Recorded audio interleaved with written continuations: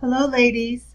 I know I told you the last time that I wasn't going to take a long time to do this video, so I'm really going to try my best to be as clear yet succinct as possible as we talk about cognitive learning processes.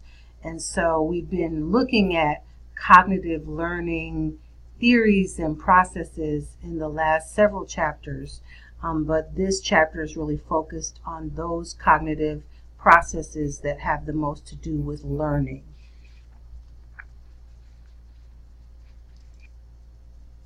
So we're going to cover a number of areas briefly that I think will help with bringing clarity to the reading and hopefully in applying what you're reading to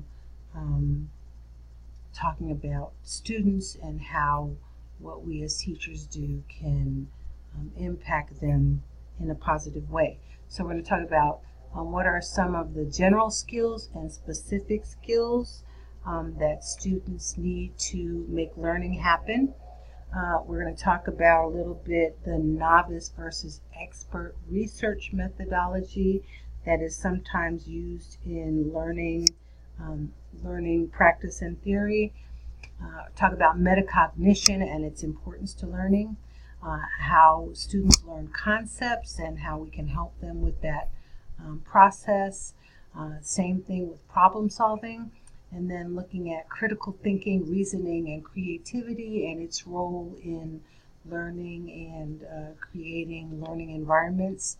And then finally, cognition and technology, and then application of some ways to apply what this model tells us. So the first thing, in order to develop competence in any area of knowledge, you'll need to develop a mastery in both general skills and in domain or knowledge area skills, like math or science, dentistry, playing a piano. Those are knowledge area specific skills or domain specific skills. So general skills basically apply to a wide variety of disciplines and can be used in a wide variety of domains or knowledge areas. And they are things like problem solving, inventive thinking, decision making, and good mental management, also called metacognition. Then there are specific skills that are only useful in the certain knowledge areas or domains. Those could be things like in math, factoring polynomials or solving square root problems, or knowing what specific key on the piano will give you what specific sound and how to read that. So those are task-specific skills. So teachers can help students learn general skills and strategies to increase their success in various domains, regardless of the domain, while still stressing the specific skills needed to learn that specific knowledge area. So the novice to expert research methodology is really a descriptive model, a model that kind of describes how to use this, how we use experts in terms of helping us understand what it would take for a novice to get to an expert level in that specific knowledge area. However, it doesn't explain how that happens. So the process for this is first to identify the skill to be learned, and then you find an expert who has that skill and is expert at it, and a novice related to that skill. Then you look at them and see how they work problems, see how they get learning done, and how that might be different depending on whether they're a novice or whether they're an expert. And hopefully that gap or that difference between how an expert knows what they know and how a novice can get there, it'll tell you a little bit about how to move the novice to an expert level. So some of the differences they find in terms of cognitive processes between experts and novices are experts possess more domain-specific knowledge, and they organize their knowledge in hierarchies, help categorize things so that they can pull that from long-term memory more quickly. Experts classify problems based on principles rather than like the superficial features of the problem. So they are more likely to know the principles behind the features and classify problems based on that rather than the superficial pieces of the problem. And experts have more sophisticated declarative knowledge, memory networks. That's a mouthful, declarative knowledge, memory networks. So we know declarative knowledge is knowledge about the facts, the dates, the beliefs, the specifics, including principles. And memory networks are those networks in our long-term memory that are activated and can pull that information. So they have more sophisticated memory networks in the area of declarative knowledge. Also, you'll see on page 270, they give you some other differences between novice and expert problem solvers. So they found that experts possess more declarative knowledge, have better hierarchical organization of their knowledge. We mentioned those there. That experts spend more time planning and analyzing. That experts recognize problem formats more easily. That experts represent problems at a deeper level than novices. And that experts monitor their performances more carefully.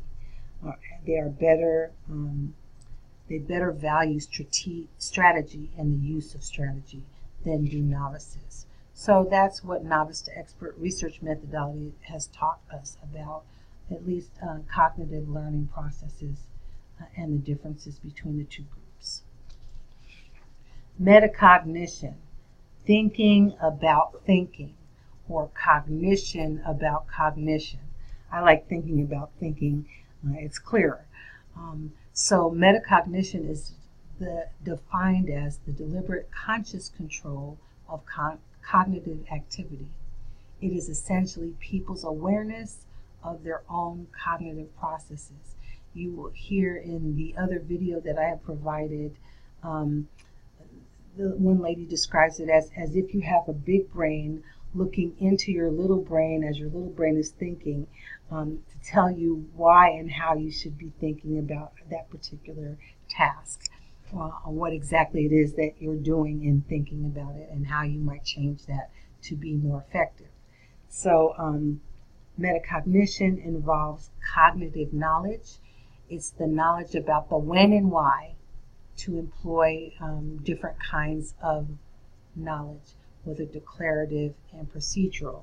If you'll remember, declarative knowledge is knowing the facts of a thing, the beliefs, the task features, episodes, what happens when, and procedural knowledge is knowing the how. What are the algorithms? What are the reading strategies? What are the goal-setting processes? So what are the processes or procedures that you need to know? Conditional knowledge is to know when and why to use which of those pieces of knowledge.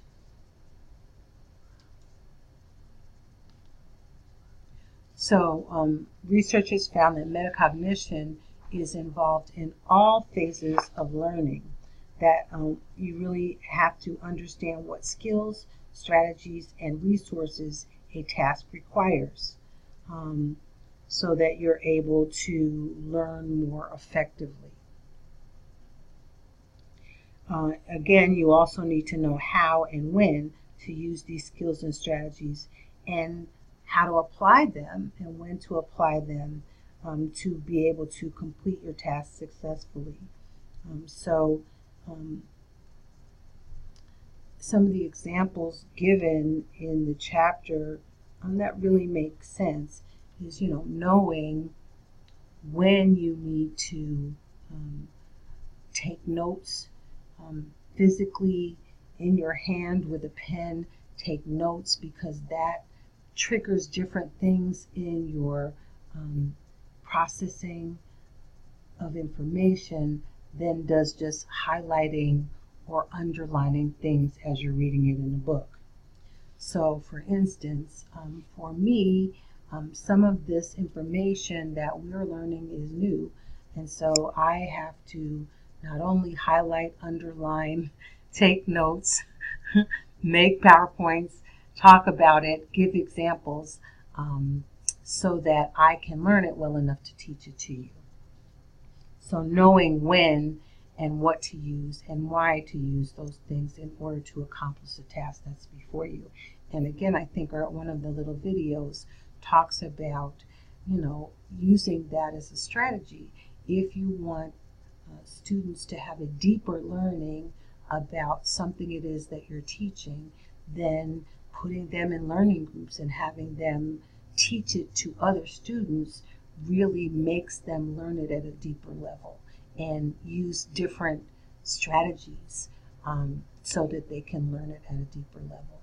So metacognitive awareness, or variables that influence metacognition, are learner variables. So certainly different learners, there are different levels of development, their different capabilities impact how metacognition happens with them. The variables of the task, knowing that certain tasks are more difficult and may require different forms of learning and retrieving, and then understanding that strategies are varied, and the number of strategies that learners find helpful to them or that they know about may impact their awareness of what else needs to be done to get the learning done at a different level. I hope that makes sense for you all.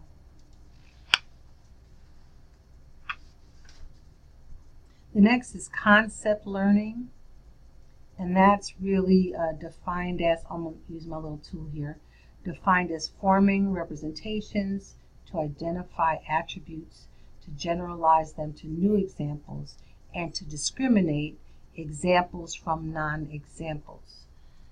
So a concept is a mental construct or representation of a category that really allows you to know what falls in that concept and what falls out of that concept, what's a good example of that concept and what's not a good example.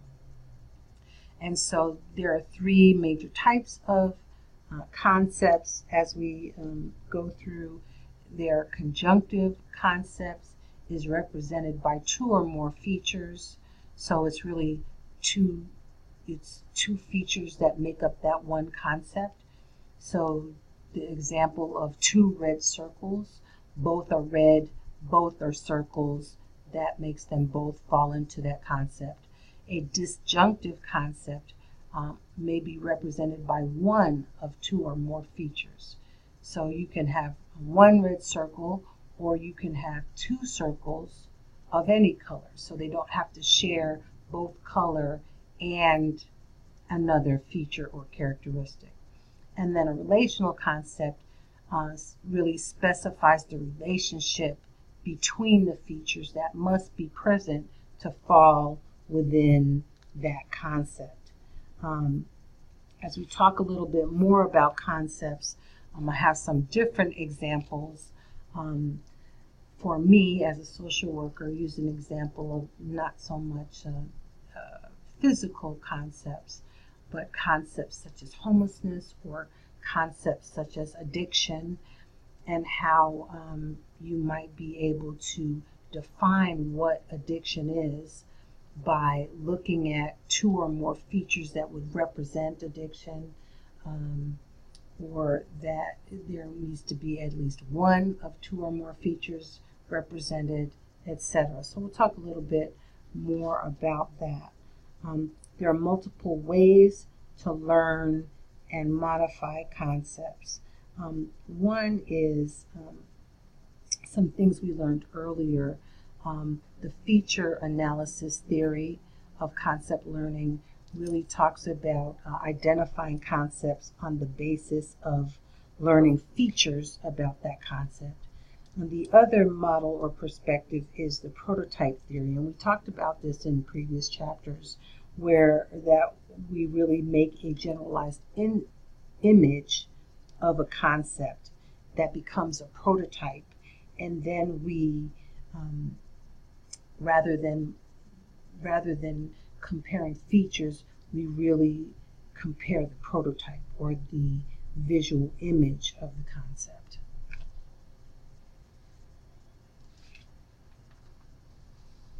So one of the models of how we develop or attain concepts is Klausmeier, and he developed and tested a model of how we attain concepts, which is a 4-stage sequence. He talks about the concrete level, where you recognize an item as the same when and only when the context is the same. The identity level, where you recognize an item as the same or falling within the concept when it's observed from different perspectives or in a different modality.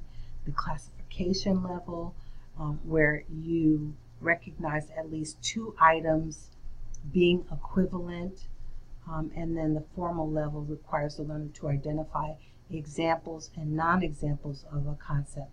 So here's where I'd like to try to use the example of a concept of, I think, a concept of addiction.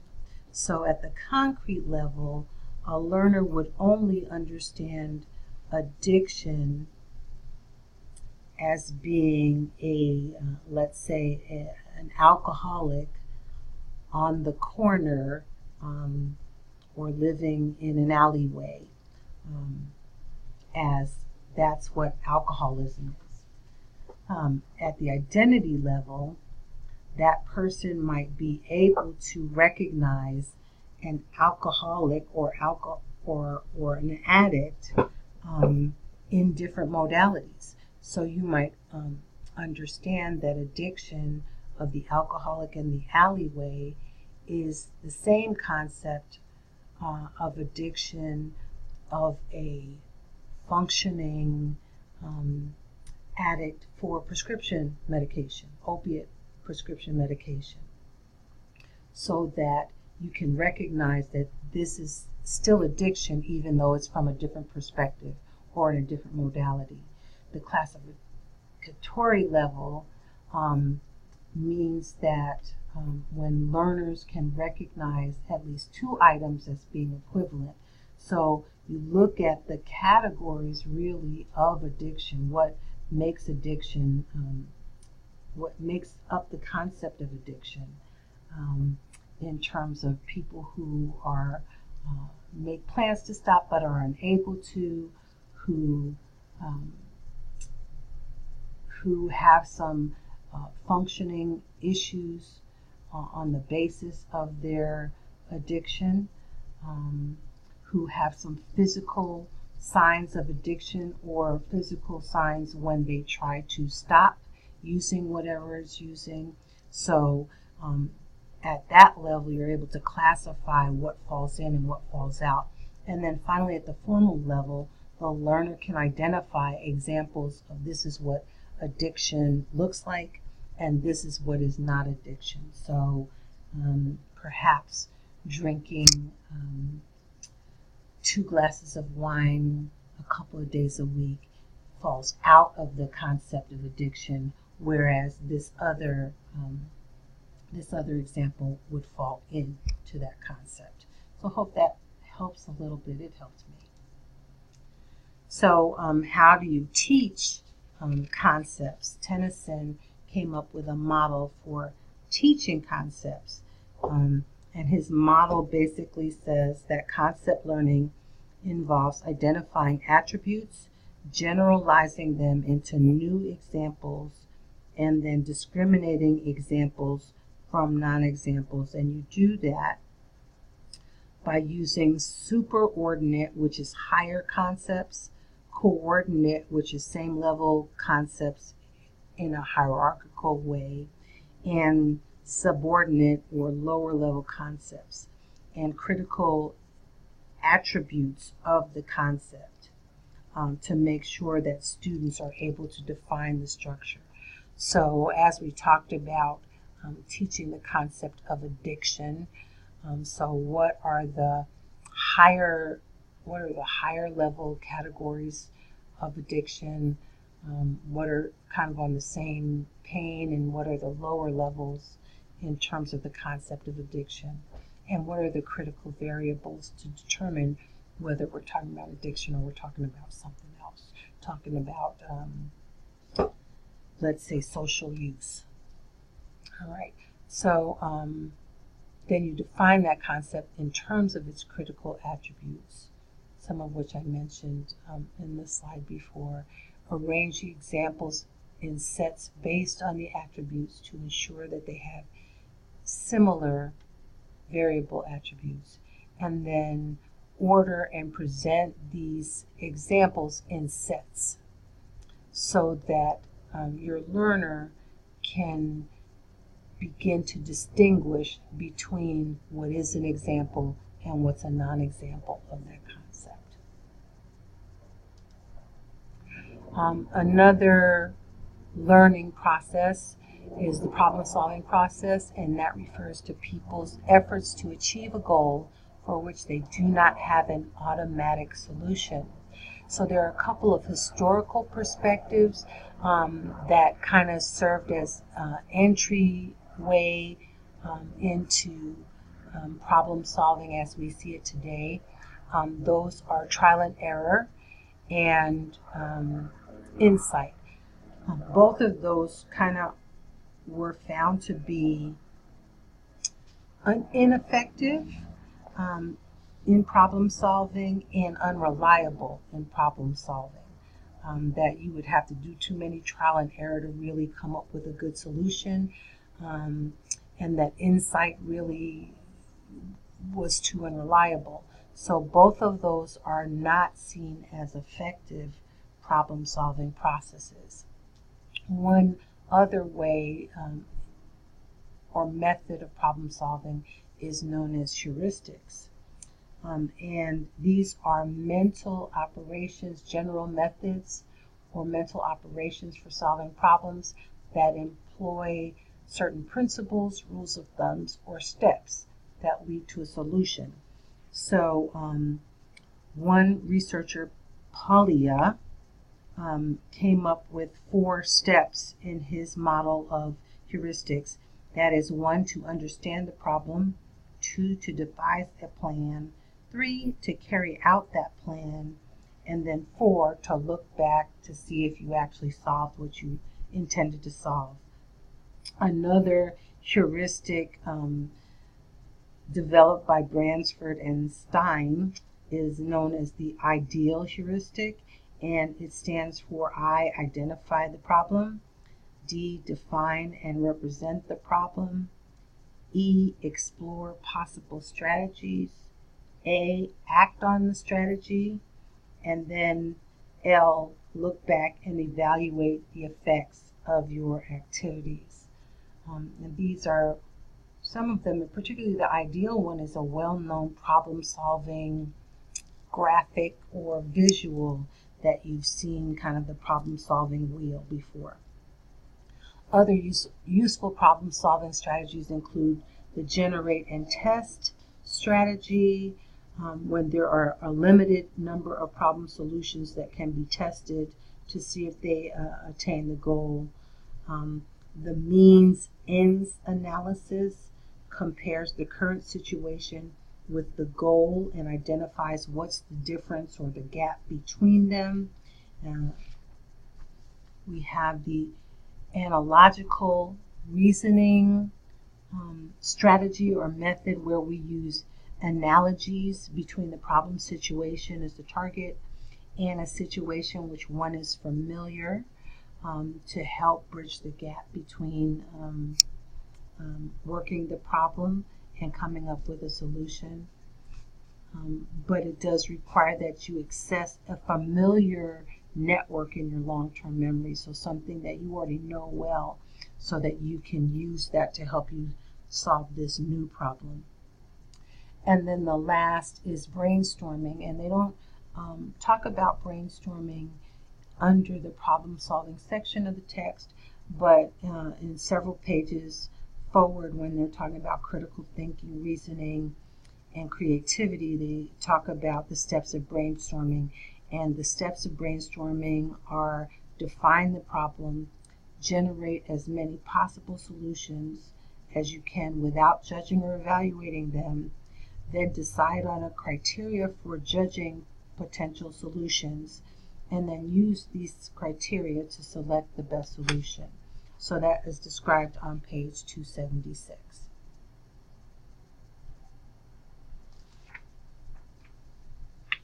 Critical thinking, reasoning, and creativity. So these are more complex cognitive processes that are really, I would say, general skills rather than more specific skills or knowledge area specific skills. So critical thinking is really a reflective cognitive activity that helps us decide what to do, what to believe. It really involves how to think rather than what to think, and really is what we hope to get at with critical thinking is that people would do deeper thinking by asking, and thinking more, questioning. So it's focused on understanding the nature of a problem. It uses several components. So the first is knowledge. And what is your knowledge of the issue being considered? What is your knowledge of the strategies that will help you focus on the direction the critical thinking should take? And then what's the new knowledge that you hope to gather from this critical thinking? The second component is inference, how you are able to make connections between two or more units of knowledge. Evaluation is the process of analyzing and judging and weighing the evidence. So when you're doing critical thinking, you're not just asking questions, but you're asked to make judgments. You're asked to evaluate. You're asked to analyze the information you have to see if it's relevant to the issue at hand, and then how much credibility you're giving this information. And then certainly metacognition is involved in critical thinking because metacognition helps us monitor our thought, reflect on the adequacy of the conclusions that we draw, etc.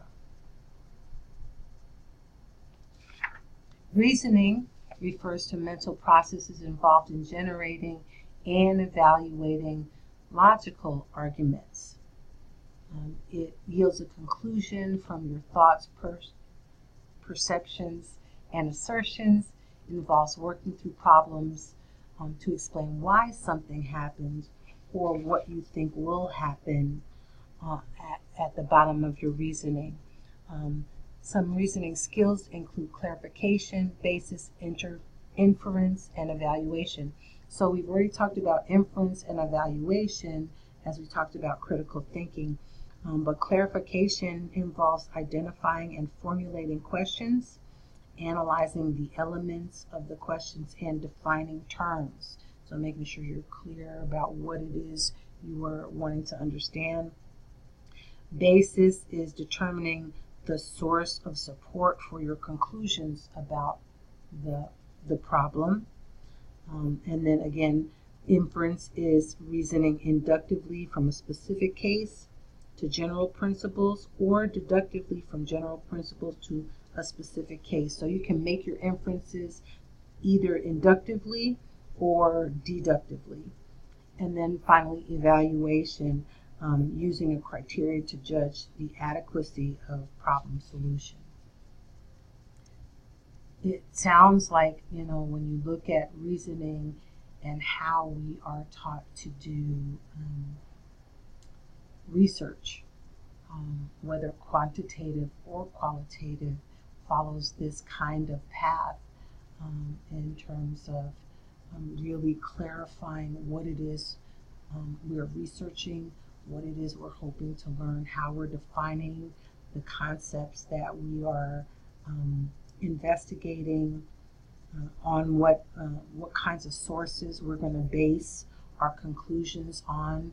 Do we need to have peer-reviewed scholarly journals that we rely on? Do we have to have, the kinds of experimentation that we are going to rely on? Those kinds of things on the what is the basis of our knowledge, how we then are going to infer whatever our hypothesis or our knowledge is from the information that we get, and then how we're going to judge whether or not we have met our hypothesis, whether or not we have proven what we hope to prove or learned what we've hoped to learn. And then creativity. The creativity feature is distinguished from other cognitive processes in that it involves novelty. So creativeness or creativity, we're looking for novel ideas, novel solutions. We're looking for what is valuable and appropriate. It's work in the construction of knowledge and linking knowledge with other knowledge in your long-term memory. It's dependent on combining concepts in new or unusual ways, and can be affected by motivational factors in ways that other processes may not. Lastly, cognition and technology. Here are some of the functions of technology given by Jennison. He presented a dynamic perspective on the role of technology in learning. He found that these were some of the functions of technology in learning and in learning processes. Some of the technology-based learning areas are computer-based instruction, which was most common in schools, computer learning in schools, mostly prior to the internet. Then you have simulations, which are real or imagined situations that help you work through a problem or help you learn how to come up with better solutions. Games are enjoyable ways to learn certain kinds of skills. Multimedia, which is often used in the classroom, where we mix visuals, auditory, text to help hit those senses all over and make learning happen. E-learning really is what we're doing. It's learning through electronically delivered means, and distance learning, so that you don't have to be in the same place, in the same location, and is often either synchronous or asynchronous. And then online social media, and how we're using the internet and online social media to help students collaborate, communicate, and distribute information.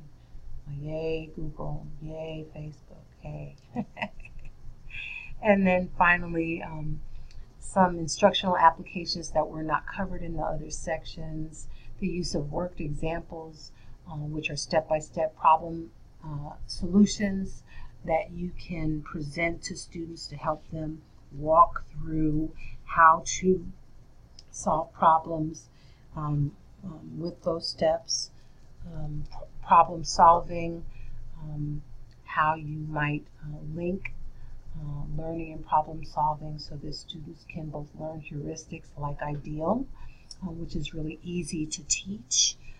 So teaching problem solving skills and problem solving strategies so that they can become better problem solvers.